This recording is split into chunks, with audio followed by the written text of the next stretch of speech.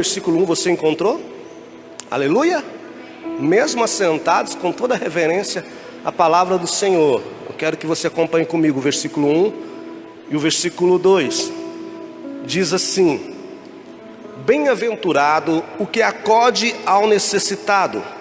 O Senhor o livra no dia do mal. O Senhor o protege, preserva-lhe a vida e o faz feliz na terra. Eu vou repetir: bem-aventurado o que acode ao necessitado. O Senhor o livra no dia do mal. O Senhor o protege, preservar-lhe a vida e o faz feliz na terra. Não o entrega à discrição dos seus inimigos. Amém? Senhor Deus, que a Tua palavra possa falar de encontro com cada um aqui nesta noite. E por Tuas misericórdias possamos ser por ela edificados, consolados, direcionados, fortalecidos no Senhor. Que ela venha cumprir, ó Deus, o desígnio pela qual o Espírito do Senhor a enviará. Que seja, ó Deus, uma semente produtiva nessa terra fértil, que é o nosso entendimento, que é o nosso coração. Que possamos ser fortalecidos por ela, porque nesses dias é disso que nós necessitamos. Essa palavra que é escudo, essa palavra que é proteção, essa palavra que nos prepara, Senhor, para tudo que se há nessa vida, mas principalmente que nos prepara para o encontro do Senhor. Esse é o desejo nosso, em nome de Jesus. Amém? Glória a Deus. Nesses últimos dias nós temos falado, nós toda a igreja, seja aqui no altar, seja os irmãos das ministrações online, Deus tem nos direcionado a palavras de observações nas coisas que estão se emoldurando ao nosso redor. Ou fazendo tais observações, ela tem também nos trazido um direcionamento que aponta muito para o cumprimento de todas as profecias bíblicas, principalmente aquelas que nos diz respeito da volta do Senhor Jesus. E especificamente nessa noite eu não estarei abordando este assunto, mas eu o falo dizendo que é de suma importância, porque a palavra de Deus, seja ela qual a direção que o Espírito Santo converge para as nossas vidas, é uma direção também de preparação no caminho da nossa santificação para o encontro do Senhor. Também acaba que se não deixa de ser uma palavra que nos exorta, que nos fortalece, que nos prepara para a volta do Senhor Jesus. O Salmo 41 é um salmo escrito por Davi. É um salmo que a Bíblia faz menção que quem o escreveu fora conhecido como homem segundo o coração de Deus. Vá pegando esses apontamentos. Davi era o homem segundo o coração de Deus.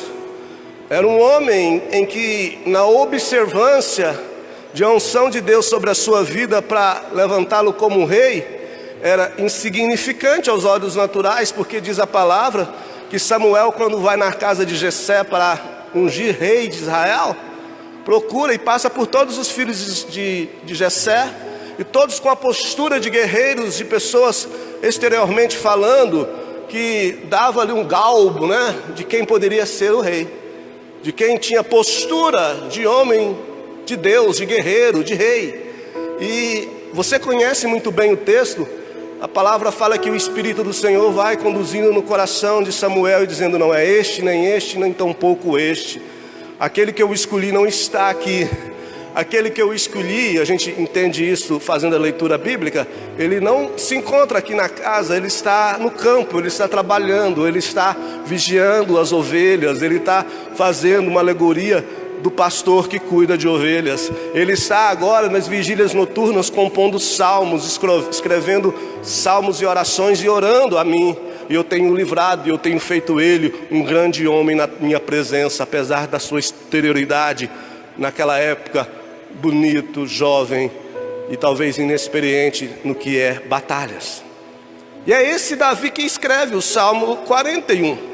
É ele que vem escrever o salmo que nós lemos aqui agora, que diz no versículo 1: bem-aventurado que acode ao necessitado, porque o Senhor o livra do dia do mal. eu queria primeiramente fazer menção à seguinte situação. Existem pessoas boas que podem ter seus sentimentos profundamente alterados. Guarda isso, porque eu estou falando que essa palavra também nos prepara para encontrar com o Senhor. Existem pessoas boas que podem ter os seus sentimentos, as suas características, as coisas inerentes à sua moral e à sua ética, as coisas boas que faz parte do seu compor, do seu ser. Pessoas boas que podem ter os seus sentimentos profundamente alterados. Pessoas que talvez vão passar por situações, sendo elas boas, sendo elas pessoas do bem, cujos embates sentimentais da vida, dos relacionamentos, podem ter tais marcas positivas no seu coração alteradas. Guarda isso, porque talvez você diz: eu sou uma pessoa boa, eu conheço pessoas boas. E Deus nessa noite Ele quer começar a nos exortar, a mim e a você, que talvez tenta andar pelo caminho do bem e da bondade, te exortar com o seguinte direcionamento: vigia, porque o teu sentimento é enganoso, o teu coração é enganoso. Você pode passar por lutas emocionais que podem atrapalhar, que podem modificar isso que é de bem, de bom em você. Então, primeira coisa, pessoas boas podem ter seus sentimentos profundamente alterados. Porque o que é fé? Bom, está escrito lá em Romanos o que é fé. Mas resumidamente, a fé é decisão. A fé, ela não é emoção. A fé, eu decido. Eu creio naquilo que Deus me fala. Eu creio naquilo que a palavra do Senhor me orienta. Eu creio no evangelho do amor do Senhor. Eu ando por isso. Eu decido andar por isso.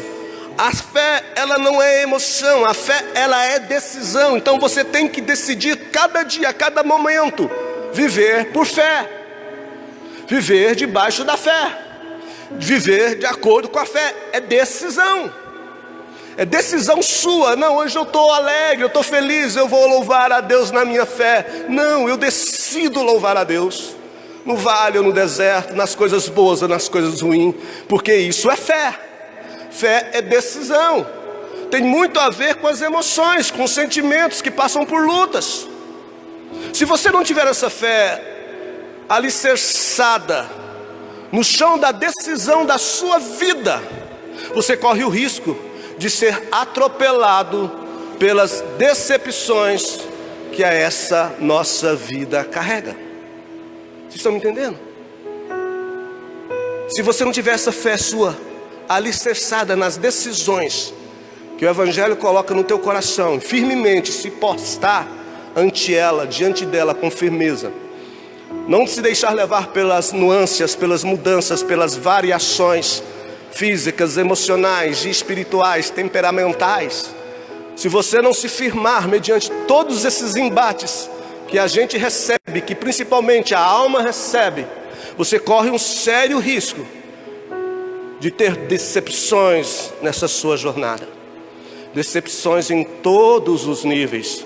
Começa no nível emocional, pula para o nível relacionamental, pessoa a pessoa, marido, mulher, filhos, comunidade, vai para o nível liderança espiritual, vai para o nível até mesmo de decepções com Deus. Então isso é sério, isso não é brincadeira. Por quê? Porque isso pode alterar pessoas do bem. Pode alterar pessoas boas. Boas emoções, bons sentimentos são facilmente alterados no curso da nossa existência, se você não andar por fé. Vamos aprender? Vamos guardar? Vamos fixar isso no nosso coração, na nossa mente? Eu estou falando isso aqui porque essa palavra, ela é como um remédio. Porque nós somos seres emotivos, extremamente emotivos. E tem remédio natural que não cura emoções, que não cura decepções, que não cura coisas da psique, relacionamental. E é por isso que eu disse que nós temos que andar nesse caminho de decisão que é fé. Decidir em fé acolher aquilo que o Evangelho do Amor me orienta e me fala. E este salmo aqui, o Salmo 41, que eu quero e peço que talvez você depois possa lê-lo com calma na sua casa, meditar nele. Esse Salmo 41, que é um salmo escrito por Davi, é uma narrativa de cunho emocional, de cunho espiritual e de como a alma humana responde, de como a alma humana replica as situações da vivência, de como a alma humana é influenciável se ela não segurar a barra aí nas coisas principais. Não é à toa que a palavra diz em um outro lugar, nos Salmos, em outros Salmos: não deixe, irai-vos e não pequeis. Não se ponha o sol sobre a vossa ira. Ele está dizendo, olha, irá é emoção, mas não peque. Pisa nesse caminho da decisão que é a fé, de não acolher essa ira amargurosa dentro do teu coração, de forma que ela se perpetue do dia para a noite e da noite para o dia, e torne assim uma coisa contínua, que vai dilacerar a sua alma, que vai dilacerar os seus relacionamentos, que vai acabar com a sua vida, com as suas interações pessoais, que vão destruir amores, que vão destruir pessoas do bem, que vão acabar com pessoas que você gosta, que vão destruir as amizades. É por aí. Aí o verso 1, já li ele 2 vezes, vou fazer a 3ª vez a leitura dele. Diz Davi dizendo: bem-aventurado o que acode ao necessitado, o Senhor o livra no dia do mal. Que bom que isso é uma verdade. O privilégio daquelas pessoas que têm algo da sua própria vida, do seu próprio recurso natural, financeiro, e que tem o privilégio desse recurso que a vida lhe concede, de ajudar o próximo, de dar o pão àquele que tem fome, de dar água àquele que tem sede, de auxiliar, de ajudar, de confortar. Porque é bem-aventurado o que acode ao necessitado. O Senhor o livra no dia do mal. A esses o Senhor livra no dia do mal. A essas pessoas que têm essa condição, esse privilégio de auxiliar, de ajudar o próximo semelhante. Esse é um homem bem-aventurado. Por quê, pastor? Porque o Evangelho é na vida, o Evangelho é na prática, o Evangelho é na réplica, é repetir o amor de Jesus nas pessoas. Falo, replico e falo e torno a falar. Já falei tantas vezes aqui, né? E quando a pessoa se diz que ama a Deus e não há outra forma de amar a Deus, assim não for amando a Deus no próximo. Eu amo a Deus, mas como tu amas a Deus que não vê? Eu amo a Deus no próximo. Eu amo a Deus amando Leudes, porque eu não vejo Deus. A minha fé, ela diz que Deus existe, que Deus me guarda, que Deus é a minha proteção. Mas eu não posso demonstrar esse amor para Deus falando: Deus, aqui olha, eu trouxe um buquê de flores para demonstrar o teu amor. Deus, eis aqui a minha gratidão, olha aqui, estou entregando no Senhor. Então como que eu faço isso? Eu amo. Como Ele me amou, eu amo as pessoas. Aí eu estou mostrando que eu amo a Deus. Por isso então começa a dizer: bem-aventurado aquele que pode, nas suas limitações, ajudar o próximo em tudo que ele necessita. Porque esse será bem-aventurado. Porque o Senhor, o que diz aqui no versículo 1? O livra no dia mau. Esse é o Evangelho. O Evangelho é o estilo de vida das oportunidades. O Evangelho é as oportunizações que nós temos a cada instante, a cada momento no nosso viver, de fazer algo de bom, de entregar algo de bom para o meu próximo. Então o Evangelho é essa oportunidade que nós temos. Existe uma bem-aventurança por detrás disso. Pessoas que usam o recurso da sua vida para socorrer o necessitado. Diz a palavra: Deus o livra. E isso, meu irmão, é a lei da vida. Isso não é barganha, não é porque eu fiz algo lá para o meu semelhante Deus agora vai me livrar. Isso é lei da vida, é a lei do evangelho do amor. Até mesmo porque todos nós passamos, passaremos, já passamos, vamos passar por necessidades, por dificuldades, por uma outra situação. Nós passaremos também por dias maus, cada um de nós. Você com certeza já passou por dias maus. Tem pessoas que hoje estão passando por dias maus. Existem outras que irão passar. Então bem-aventurado é aqueles que acorrem no amor e que olham para o próximo nessa ótica de Deus, de Jesus Cristo, e que vai acolhendo o que hoje necessita, que acolheu o que precisou ontem, que vai acolher aquele que necessitará amanhã. Hoje é você, amanhã pode ser eu, outro dia pode ser outra pessoa, mas o Evangelho é o Evangelho de oportunizações, de forma que cada dia, de uma forma ou de outra, eu terei oportunidade de fazer o bem a alguém. Amém? Glória a Deus. Só que diz aqui, bem-aventurado o que acode ao necessitado, se refere a pessoas boas, se refere a pessoas do bem.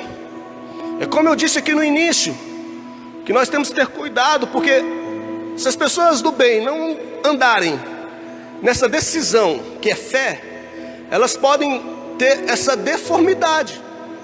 Pessoas que fazem o bem podem ter uma deformidade desse amor, desse bem que ele faz para o próximo. E por quê?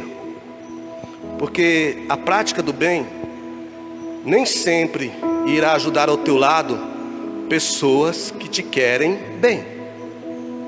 Guarda essa, viu? Isso é lei da vida, isso acontece. Pessoas que fazem o bem nem sempre irão ajuntar do seu lado pessoas que te querem bem. Isso acontece constantemente. Talvez você pense: ah, pastor, não é assim. Eu não entendia que era dessa forma. Eu não compreendia que era assim. Eu pensava que fazendo bem, essas pessoas vão todas chegar para mim e vão ser gratas. Nem sempre. Nem sempre. E nem sempre vão juntar pessoas boas do teu lado, mesmo você sendo bom, mesmo você fazendo práticas boas.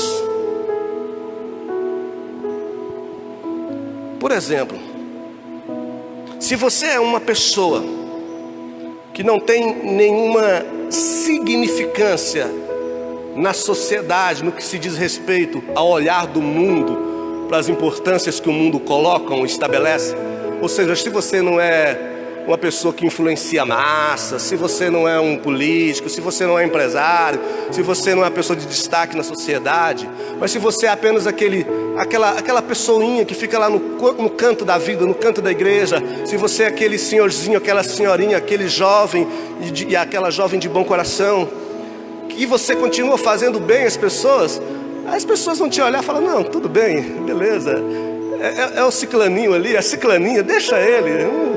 Mas se você for uma pessoa que influencia, que tem um certo círculo de influenciabilidade, mesmo fazendo bem, isso vai gerar inveja, isso vai levantar olhos altivos contra você, porque começa uma batalha de interesses, começa uma batalha de vaidades, existe uma batalha de orgulhos que estão sendo disseminados.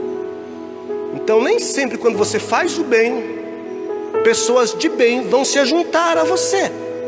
Guarda isso no teu coração. A gente faz as coisas boas muitas vezes e pensa que é ao contrário, que isso não vai acontecer, que somente pessoas boas vão estar ao nosso lado. Só que a prática do bem, presta atenção, a prática do bem, ela é ameaçadora. A prática do bem nos nossos dias, ela é ameaçadora.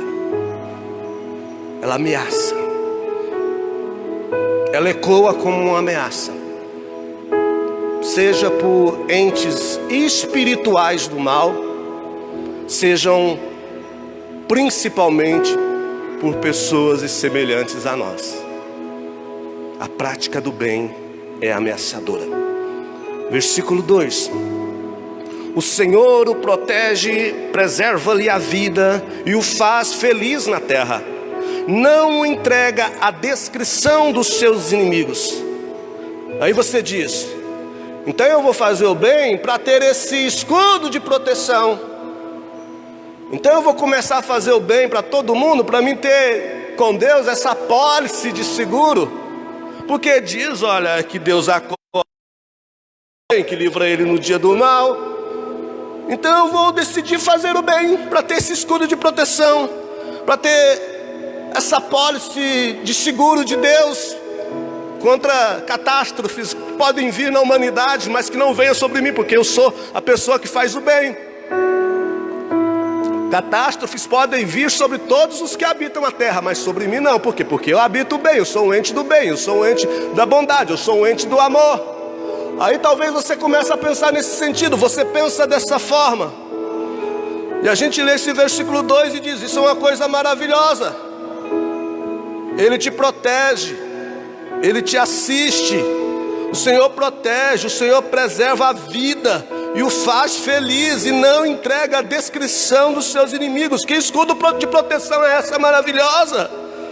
O Senhor te protege, o Senhor te preserva a sua vida, e o Senhor te faz muito, mas muito feliz, e não deixa que os seus inimigos fiquem aí debochando de você. Diz mais o versículo 3: o Senhor o assiste no leito da enfermidade, na doença lhe afofas a cama. Olha as bênçãos pertinentes. O Senhor vai te assistir, vai ser o seu médico pessoal na sua enfermidade. Lá na sua doença, no leito dela, da tua cama, Ele vai afofar a sua cama para você. E diz o verso 4: disse eu, compadece-te de mim, Senhor, sara minha alma, porque pequei contra ti. O que eu posso começar a entender aqui também, segundo o relato de Davi, que fez esse salmo, que escreveu esse salmo? Eu vejo que esse indivíduo, que esse Davi, que escreveu o salmo, que ele agora também diz o seguinte: que indivíduos que fazem o bem também pecam. Olha só, a palavra vai desmistificando algumas coisas para a nossa realidade. Indivíduos que fazem o bem também pecam. A mesma pessoa que faz o bem também faz o mal. Porque do versículo 1 aqui até o versículo 3, antes de entrar no 4, você vê Davi falando das bem-aventuranças dele. Esse salmo ele escreveu fazendo referência ao Davi histórico da vida dele. E eu trago este salmo aqui para o Davi alegórico das nossas vidas, do nosso dia a dia, que sou eu e que é você. E do 1 ao versículo 3 ele está falando aqui: olha, é muito bom aquele que tem condição de ajudar, que ajude, porque Deus vai proteger, que Deus vai aguardar, que Deus vai afofar, que Deus vai proteger, que Deus vai guardar na enfermidade. Ele faz isso tudo de coisas boas. Dá para entender a leitura do Salmo? Vocês estão compreendendo aqui a leitura do Salmo? É uma pessoa boa que está fazendo o bem para o próximo, que está fazendo coisas boas para o próximo. Ele está fazendo aquilo que é bom, ele não está fazendo aquilo que é ruim. Só que chega no versículo 4, ele diz o seguinte: disse eu, compadece-te de mim, Senhor, e sara minha alma, porque a alma está enferma, porque eu pequei contra ti, Senhor. Pessoas boas também pecam, pessoas que fazem o bem também pecam. Aí eu vejo algumas pessoas que se querem se postar como as colunas imovíveis da moral, da santidade e da ética. Pessoas que não erram. Não, eu sou pastor, eu não posso demonstrar fraqueza, eu não posso mostrar que eu peco, que eu erro, que eu sou falho de vez em quando. Não, para a igreja tem que olhar para mim. Eles não podem nem pensar que eu tenho dor, senão vão dizer que é maldição. Eles não podem nem pensar que eu passo por necessidade financeira, senão vão pensar que eu estou roubando a Deus. e que se portam disso. Eu estou vendo Davi, segundo o coração de Deus. Este homem diz: eu faço todas as coisas boas, mas eu peco. Aí as pessoas não têm a necessária para manipular alguns eletrônicos que nos conduzem ao mecanismo da transmissão da internet, como um videozinho que eu postei ontem, se eu não me engano, do pastor lá fazendo uma filmagem, uma transmissão de um culto online doméstico da casa dele, se preparando lá, e não percebeu que estava ligado, e o trem deu uma entortadinha, e foi suficiente para ele xingar e dar umas cacetadas, uns tapas na esposa dele. Arruma esse trem direito aí, mulher. Ele não sabia que estava sendo já estava sendo transmitido. Depois senta lá, sai daí, a paz do Senhor, Deus ama, Deus é amor.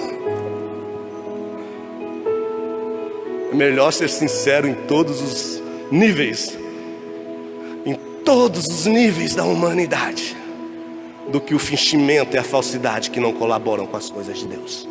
Seja sincero nos seus relacionamentos, seja sincero e transparente. Deus sabe que você é humano. Então Davi vem falando essa trajetória e diz no verso 4: eu peco.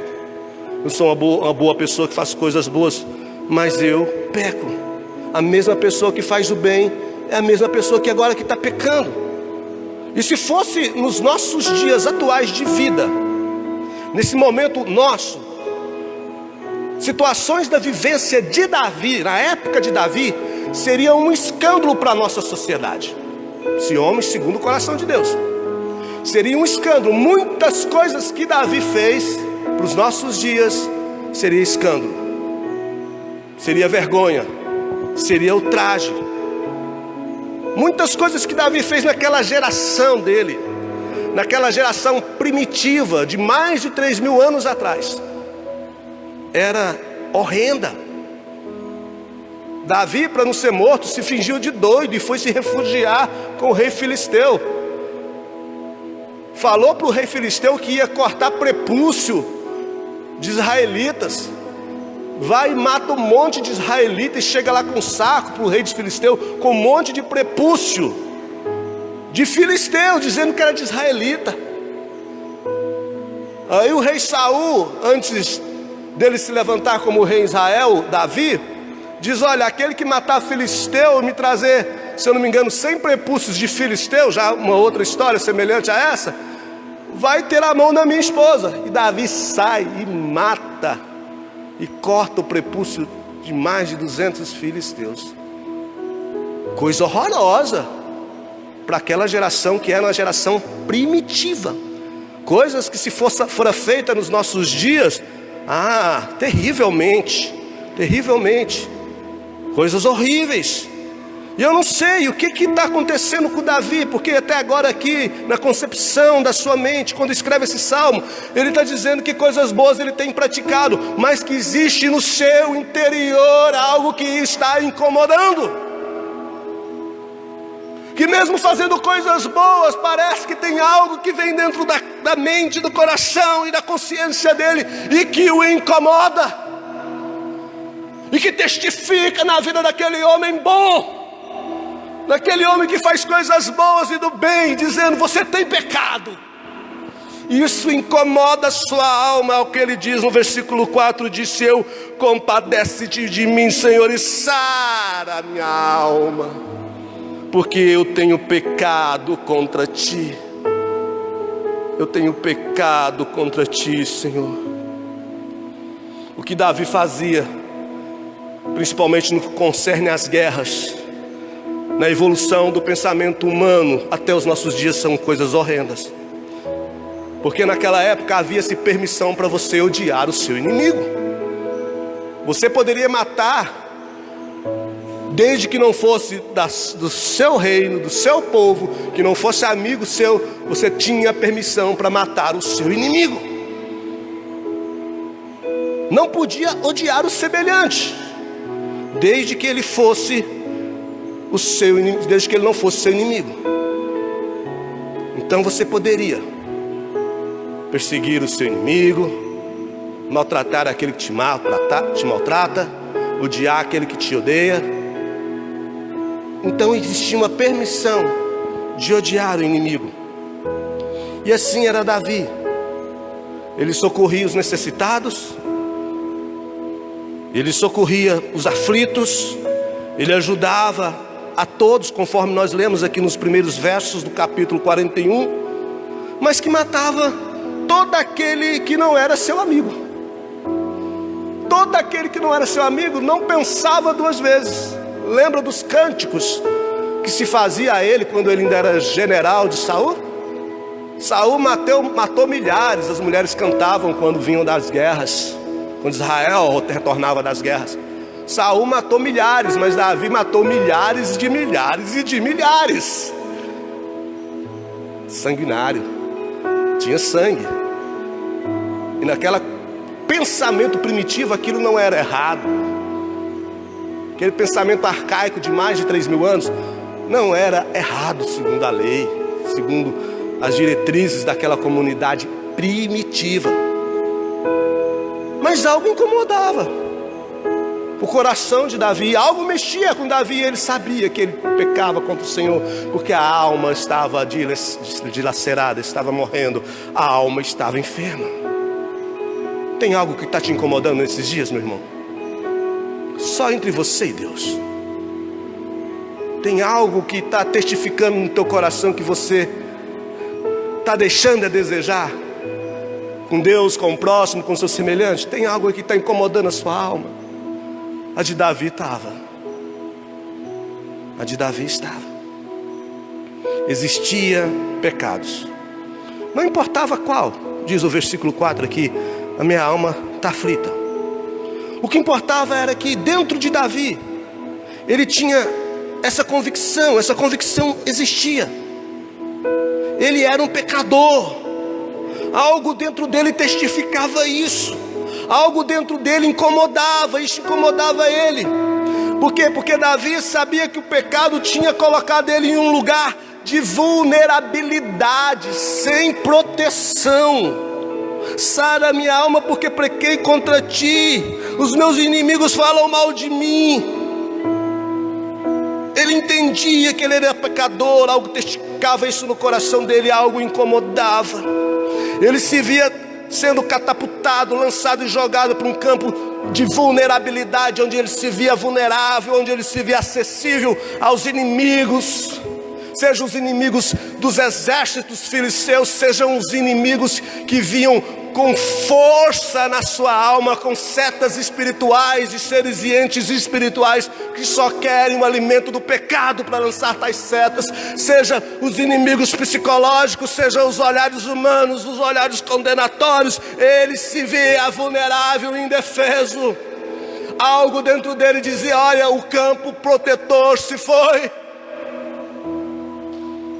E isso é em detrimento a pecado. Eu estou falando do Davi histórico, mas do Davi arquétipo. Para mim e para você hoje acontece a mesma coisa. Isso se replica em mim, isso replica em você, em toda a humanidade. Nós precisamos trazer a consciência, esta realidade, que o pecado, ele traz também na vida daquele que pensa que é o bonzão, que é o tal. E que uma vez essa pessoa, se não for incomodada, se não for ali impulsionada pelo Espírito Santo do convencimento da sua consciência, ele fica vulnerável. Você fica vulnerável. Você fica vulnerável aos teus inimigos naturais, às pessoas que te odeiam, às pessoas que também arredam, se ajuntam, melhor dizendo, ao redor de quem pratica bem. Mas você fica vulnerável principalmente no âmbito do espírito, naquilo que é espiritual. E isso não é brincadeira. E para isso nessa noite eu digo em nome de Jesus: reveja a tua vida. Observe a sua conduta de vivência. Todos nós aqui temos um cotidiano, todos nós vivemos um ciclo. Acordamos, dormimos, alimentamos, trabalhamos, cuidando de casa, cuidamos de filhos, cuidando de esposa, cuidando de marido, nos relacionamos com as pessoas de fora. Mas preste atenção, o que é que você tem feito? Será que essa situação que você vive constantemente não tem te colocado em vulnerabilidade espiritual? Analisa, o inimigo é sutil. Ele é muito sutil. Não é naquilo que é espalhafatoso, não é aquilo que salta à vista. É na sutilidade. Na sutilidade da sua vida cotidiana. Naquilo que você come e não dá graças a Deus. No seu trabalho que você modifica e não abençoa os seus chefes, as pessoas. Naquilo que você consome como alimento de cultura, seja através de música, seja através de informações televisivas, seja aquilo que você lê, é tudo que está entrando. Faz aí uma análise espiritual, se você não tem carregado o pecado, se você não tem se contaminado. Será que esse Espírito Santo que convenceu Davi que fazia o bem não é poderoso para me convencer e te convencer? Ele quer fazer isso nessa noite. Ele está falando para nós nos alertarmos acerca dessas coisas nessa noite, amém? É para cada um de nós. Mas nessa época em que muitas pessoas ainda não voltaram ao decurso normal do trabalho, uns ficam muito em casa, outros já estão trabalhando, tem jornadas dobradas. Mas tem os jovens que ficam muito em casa, que ficam muito na televisão, muito não sei mais o que. Cuidado. O diabo enganador e sutil do passado, ele não mudou, ele é o mesmo. Não vai aparecer com chifre, com tridente, com cara horrenda. Ele vai aparecer como seu amigo. Amigo do fel, do inferno, do pecado. Amém? Então Davi era essa pessoa que fazia tudo isso, mas que chega à consciência de que ele tinha pecado, e que esse pecado o colocava numa situação de vulnerabilidade. Teus inimigos te odeiam. Os teus inimigos naturais e os teus inimigos espirituais, eles te odeiam. Fulano me odeia. Você não imagina como os teus inimigos espirituais te odeiam. Tem ódio. E eles te odeiam, seja pelo teu pecado que você praticou, ou principalmente pelo bem que você faz. Davi era um homem do bem. Tem gente que vai te odiar pelo bem que você pratica, pelas coisas boas e positivas que você faz, que você ensina, que você pratica. E vão te odiar, principalmente pelas brechas pecaminosas. Verso 4 releva, ele mostra uma convicção absoluta de que o pecado influencia a sua vida, de que ele influencia a sua psique e que ele também influencia a sua proteção. Amém? O pecado influencia a sua vida, o pecado influencia a sua psique, a sua mente, e ele influencia a sua proteção. Ele quebra essa proteção que você tem. E Davi, como soldado que era, Davi como soldado formado e forjado depois, é claro, se vê num campo de batalha, quando ele lê e quando ele fala, melhor dizendo aqui o versículo 4. Disse eu, compadece-te de mim, Senhor, e sara minha alma, porque eu pequei contra ti. Como soldado, ele sabia o que significava essa questão dessa fragilidade, dessa desproteção. Ele se via como um soldado, se vê nu no campo de batalha, sem espada, sem escudo, sem capacete, sem proteção. Ele dizia, eu estou assim, à mercê dos meus inimigos, por causa de algo que minha mente vem com força dentro de mim e fala, eu pequei contra Deus. Me vejo como soldado no campo de batalha, numa situação fragilizada. Fragilizada, é assim que pelo pecado muitas pessoas estão espiritualmente nesse campo de batalha. Pelo pecado existem pessoas no mundo espiritual neste exato momento que estão nus, que estão sem espada, que estão sem escudo, que estão sem armadura, que estão sem proteção. Esse era o sentimento que Davi trazia no coração e que hoje nós entendemos perfeitamente pelo Evangelho do que se trata.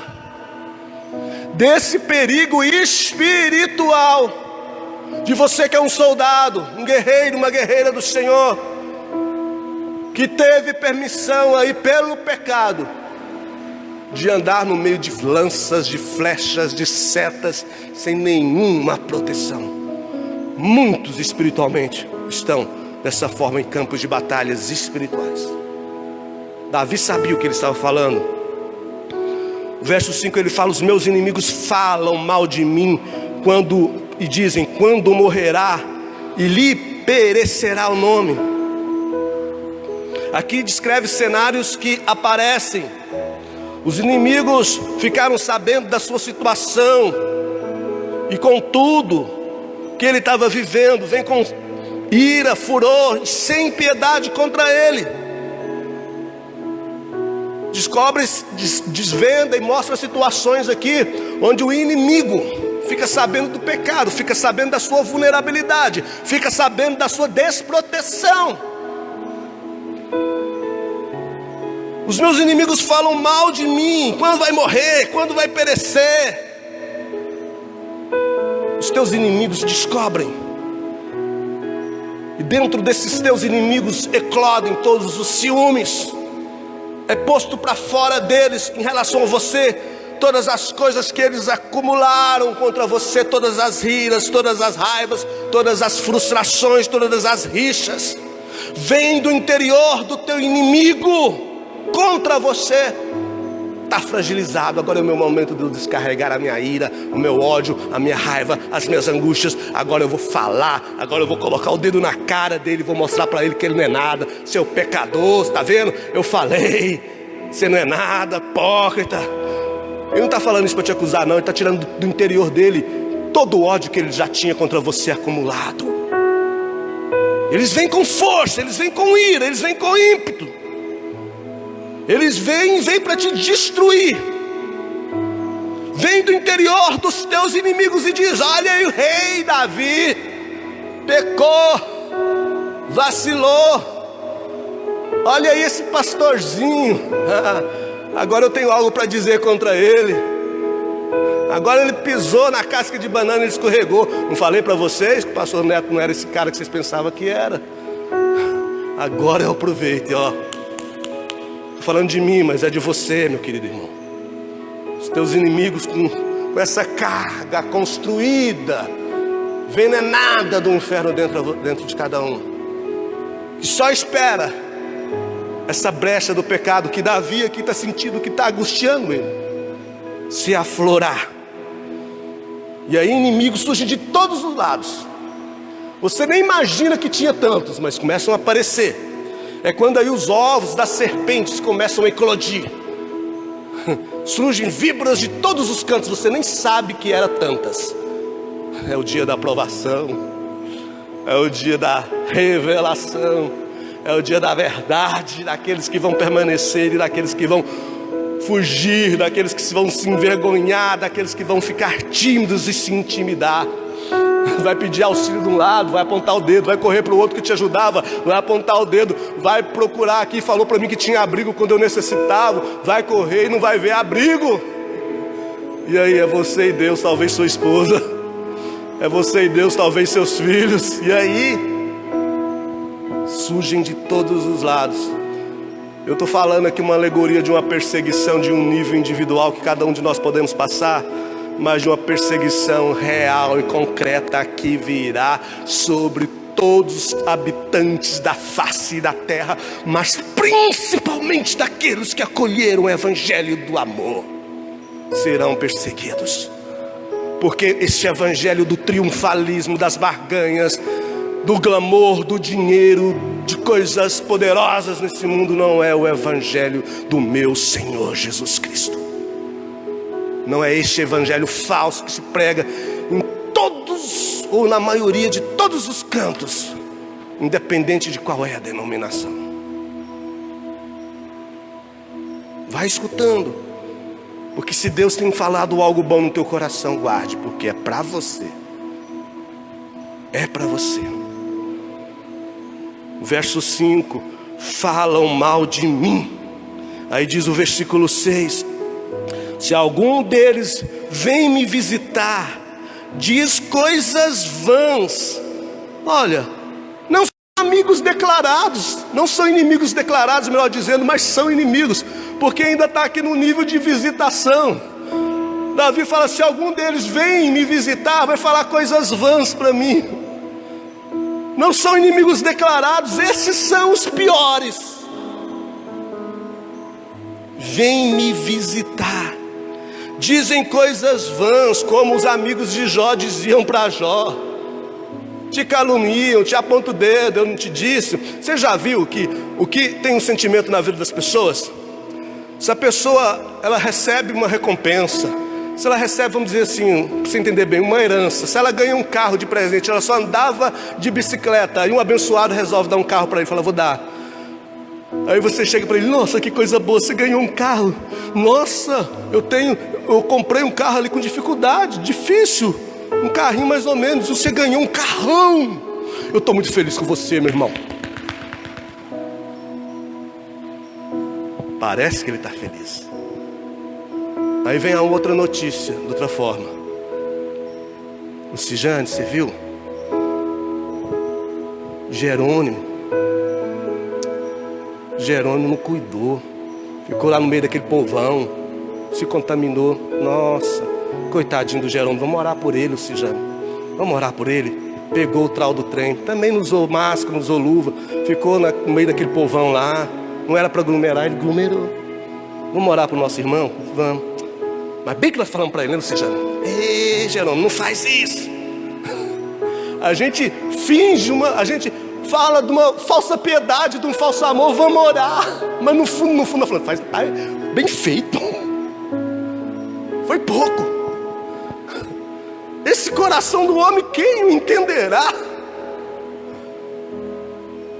Esse coração procede de tanta coisa.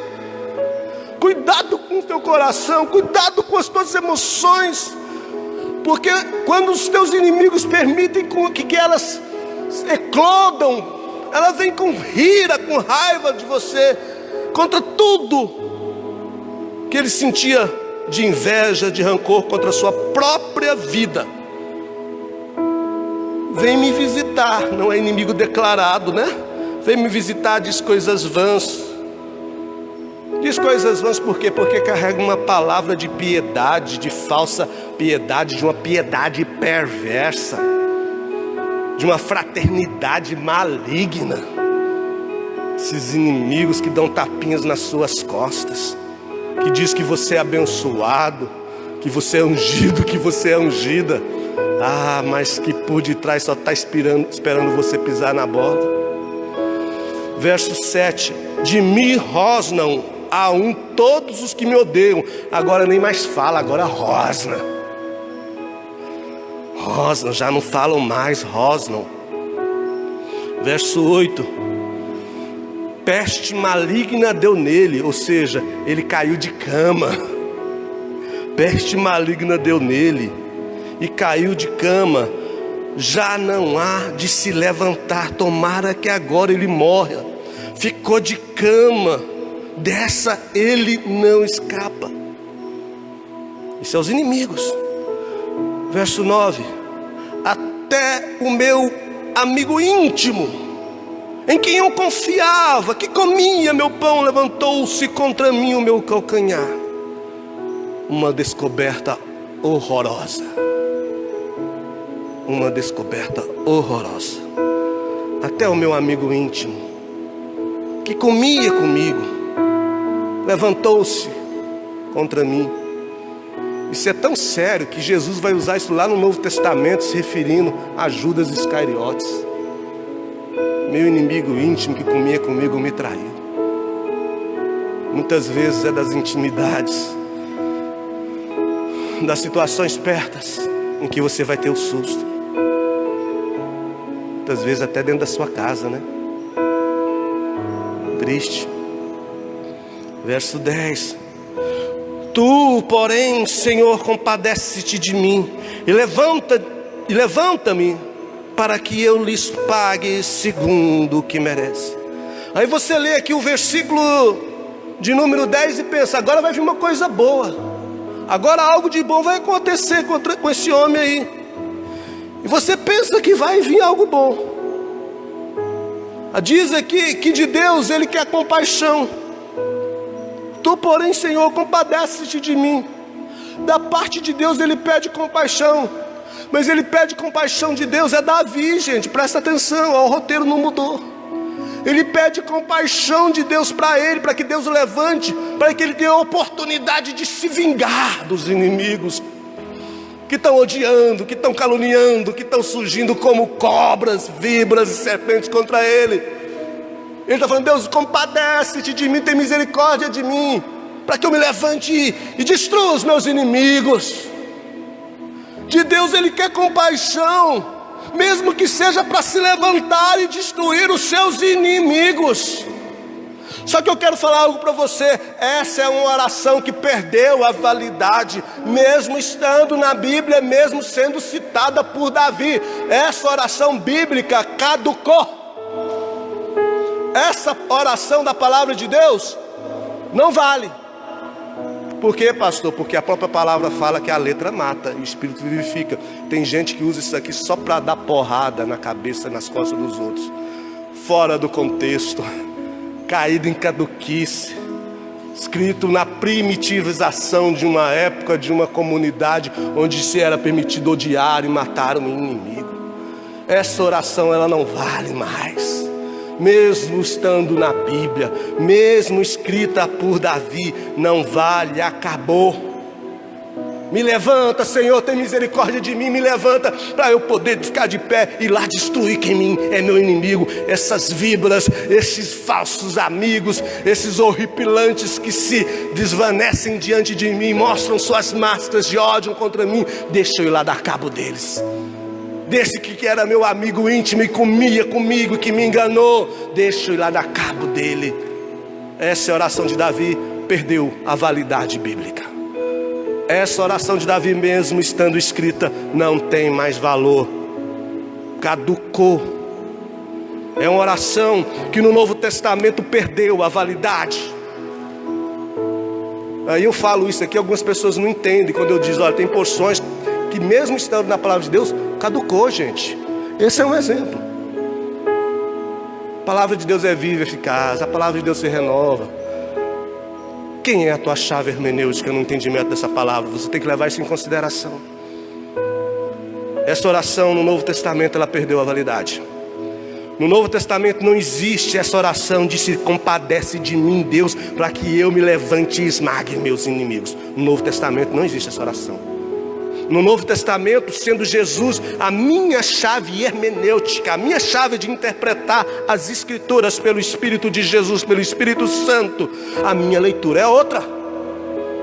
Eu não posso mais ter o direito de me tornar um ente primitivo como era Davi, que viveu mais de 3.000 anos atrás, e fazer da atitude de Davi a minha atitude. Não posso. E essa não foi a postura de Jesus. Eu sou discípulo e você é discípulo de Jesus. Eu não sou discípulo de Davi. Davi poderia ter dito isso 3.000 anos atrás, 1.000 anos atrás, antes de Jesus, mas não poderia dizer isso como discípulo de Jesus. E eu sou discípulo de Jesus. Tem gente que fala: eu sou de Davi, eu sou de Moisés, eu sou de Jesus, eu sou discípulo do pastor, do apóstolo, do presbítero, do padre, do fulano. Eu sou de Jesus, porque eu interpreto a vida, eu interpreto as Escrituras em Jesus. Fora de Jesus, para mim, nem Paulo serve. Se Paulo fugir de Jesus, eu deixo Paulo. Fica de lado aí, você é uma pessoa muito usada pelo Espírito Santo, mas aqui você pisou na bola. Aqui não tem Jesus. Seja Paulo, seja um anjo vindo do céu, trazendo outro evangelho, esse mesmo Paulo diz que tem que ser anátema, tem que ser maldito. Então essa oração caducou, irmãos. Essa oração perdeu o valor. Nós somos discípulos de Jesus, não somos discípulos de Davi. Davi é aquele ente de 3.000 anos atrás, essa comunidade primitiva que mandava decepar, degolar, crucificar, matar e perseguir inimigos. Davi é aquele que olha para Jesus e fala: meu Senhor, disse o Senhor ao meu Senhor, assenta-se à minha direita até que eu. Davi é esse que diz acerca de Jesus: e declara Jesus como sendo seu Senhor. Ele fala: Ele é meu Senhor. De modo que a palavra de Jesus é ela que está acima da palavra de Davi. Davi diz: Ele é meu Senhor. Davi poderia dizer isso 1000 anos atrás, mas não poderia dizer isso hoje como discípulo de Jesus. O que Jesus diria para ele nos dias contemporâneos, nos nossos dias, seria: arreda-te, Satanás, aparta-te de mim, porque tu cogitas das coisas dos homens, mas não cogitas das coisas de Deus. Era isso que Jesus iria dizer. Amém? Estão entendendo? Você se imagina fazendo essa oração, essa evocação, sendo você discípulo de Jesus?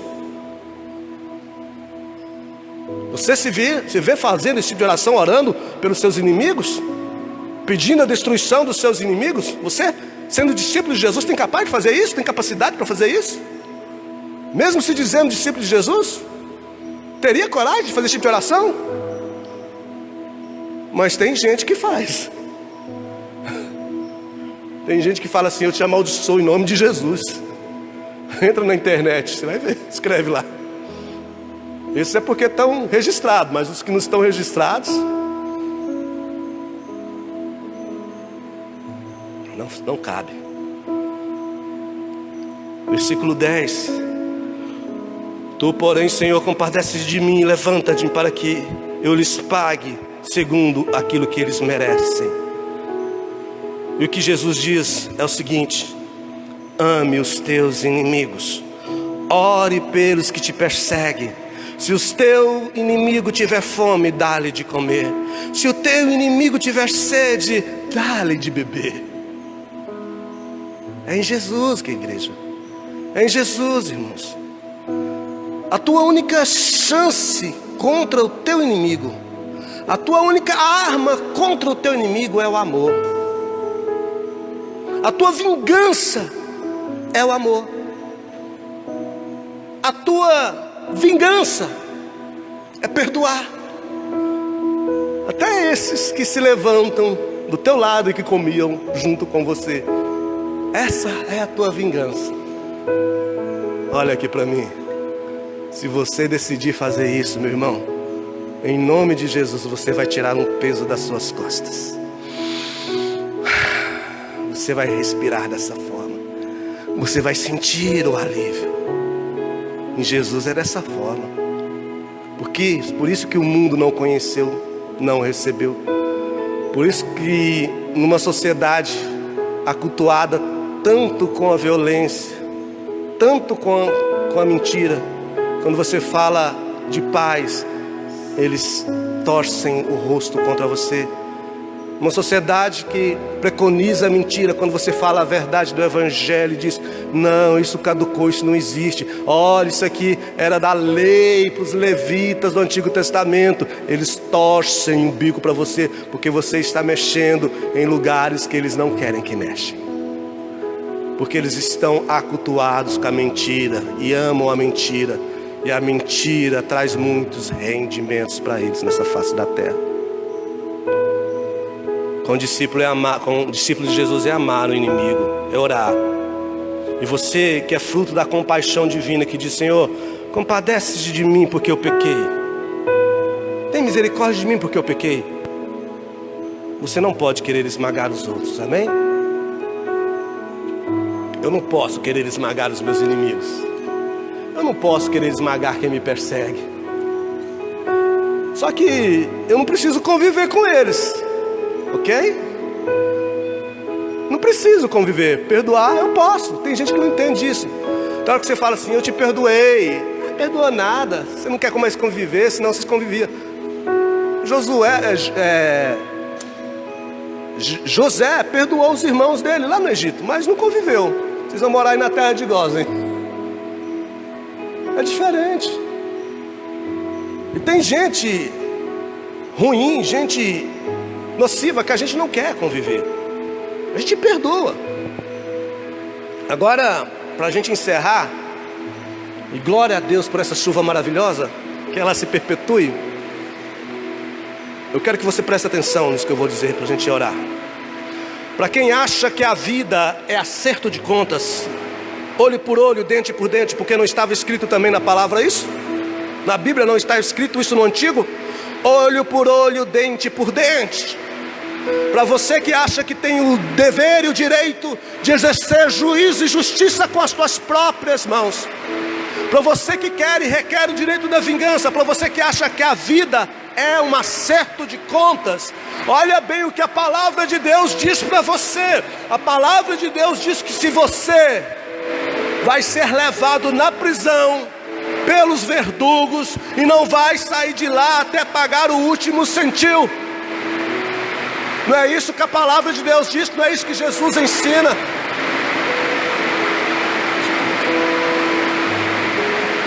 Se você é desses que são do acerto de contas, a palavra de Deus diz que você vai ser levado na prisão e que não vai sair de lá até que pague o último centil, o último dinheiro. Se do íntimo não perdoar os seus inimigos. O versículo 11 diz: com isto conheço que tu agradas de mim, em não triunfar contra mim os meus inimigos. Olha o pensamento primitivo de Davi. A ideia de que Deus era com ele era porque ele vencia os inimigos. Cuidado, cuidado, meu querido irmão, cuidado, minha querida irmã. O início do salmo é de uma pessoa que louva a Deus e que faz o que é bom ao próximo, mas que no final se deixa envenenar pelos sentimentos de amargura no coração. O versículo 11 mostra que o inimigo passa a ser referência na vida do ser humano e não Deus. Ele ora e joga novamente para o inimigo. Ele fala: olha, eu reconheço que tu agradas de mim, Senhor, se os meus inimigos forem destruídos. Essa pessoa vive focada no ódio pelo inimigo. Essa pessoa vive 24 horas pensando no inimigo. Essa pessoa vive 24 horas nas amarguras, nos sentimentos que o inimigo lhe colocou contra ela. A referência dela é o inimigo, a referência dela não é Deus. Cuidado. Aí ele encerra no versículo 12: quanto a mim, tu me sustentas na minha integridade e me põe a tua presença para sempre. Para encerrar, ele fala: o Senhor me sustenta na minha integridade, e o Senhor me coloca na tua presença para sempre. Na tua presença eu quero ficar para sempre. Fazendo esse tipo de oração, Jesus diria para ele: vai primeiro, Davi, reconcilia com teu inimigo e vem até mim. Vem para a minha presença eterna. Vem para a minha morada eterna. Amém, aleluia. O evangelho da salvação é o evangelho do amor. Porque Deus amou, porque Deus se entregou. É no escopo e na visão de Jesus. Fica de pé, por favor. É nessa direção. E eu te pergunto nessa noite, para nós orarmos encerrando: de quem você é filho? De quem você é filha? Você é filho de Davi ou você é filho de Jesus? Davi deu bons exemplos, mas Davi também vacilou em muitas coisas. O exemplo que você precisa seguir, que nós temos que seguir, diante de tudo que foi falado aqui, eu espero em nome de Jesus que alguma coisa boa seja guardada no teu coração. Seja esse o exemplo de vida de Jesus. Amém? Glória a Deus. Vamos tentar orar aqui, mesmo com barulho. Pedir para a presbítera me ajudar. Vamos fazer uma oração entregando esse momento. Que bênção pela chuva. Pastora, pode cortar aqui a transmissão. Mas realmente o barulho fica ensurdecedor.